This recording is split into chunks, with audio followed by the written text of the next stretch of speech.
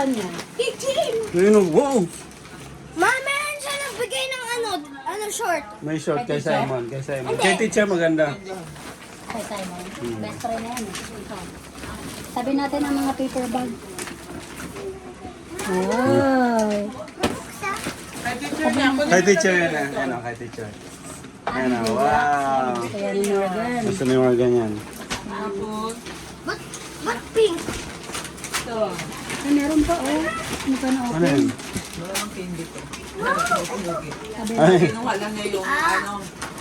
Kailangan. ito maganda rin to eh. Parang ace stars.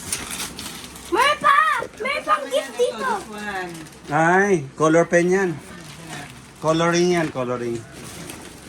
Magaling. Oh my God. Yan. Tigas.